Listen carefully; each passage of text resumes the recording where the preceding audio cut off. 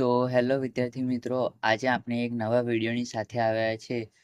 આ વિડીયો ધોરણ 10 ચેપ્ટર 13 સ્વાધ્યાય 13.1 દાખલા નંબર 1 જે મધ્યકનો દાખલો છે તે આપણે આજે શીખીશું.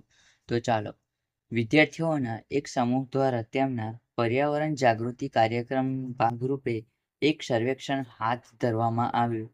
તેમાં તેમણે એક વિસ્તારના 20 ઘરોમાં વનસ્પતિ છોડની સંખ્યા વિશે નીચેની માહિતી એકઠી કરી. ઘર દીઠ છોડની સંખ્યાનો મધ્યક શોધો. તો છોડની સંખ્યાનો મધ્યક શોધવા માટે આપણે સીધી રીત એટલે કે સાદી રીતનો ઉપયોગ કરીશું.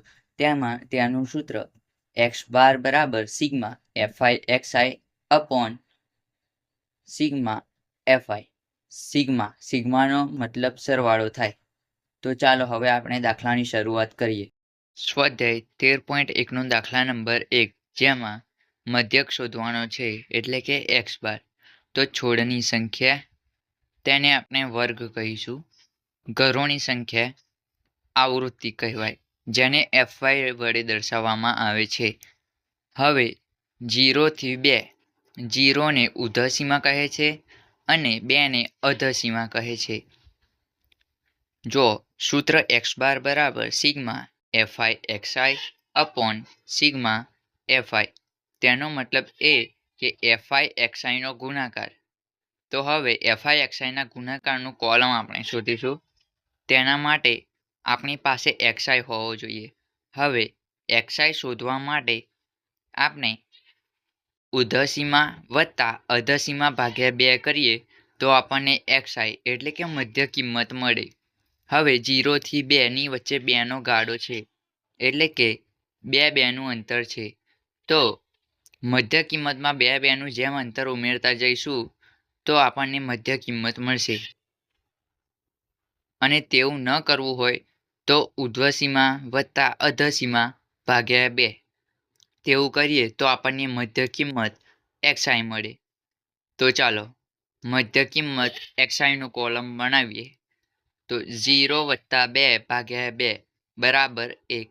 4 ને 2 6, 6 ભાગ્યા 2 બરાબર 3. તેવી જ રીતે આગળ તમારે ભાગાકાર ન કરવો હોય, વત્તાકાર કરી અને ભાગાકાર ન કરવો હોય તો જો અંતર સરખું હોય તો 2 થી 4 2નું અંતર, તો 1માં 2 ઉમેરીએ તો 3, 3માં 2 ઉમેરીએ તો 5, 4 થી અને 2, 4 અને 6 ની વચ્ચે 2નો ગાળો છે તે માટે 5 આવે, કારણ કે 6 અને 4 10 ભાગ્યા 2 બરાબર 5 થાય. મધ્ય કિંમત xi નું સૂત્ર ઉધ્ધસીમા વત્તા અધસીમા ભાગ્યા 2, જે મેં તમને અગાઉ કીધેલું છે. તેવી જ રીતે હવે સૂત્રમાં આખું fi xi છે. હવે આખું fi xi નું કોલમ બનાવીએ.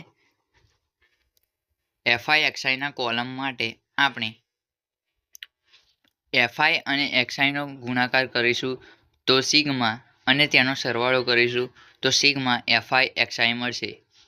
તો 1 એકા 1, 3 દુ 6, 5 એકા 5, 7 પંચે 35, 9 છંગ 54, 11 દુ 22, 13 તરી 39.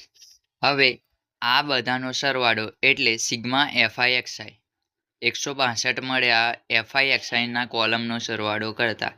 હવે સૂત્રમાં કિંમત મૂકતા સૂત્ર આપણી પાસે છે આ સીધી રીતનું એટલે કે સાદી રીતનું સૂત્ર છે. x બાર બરાબર sigma fi xi upon sigma fi. હવે fi xi sigma fi xi 162,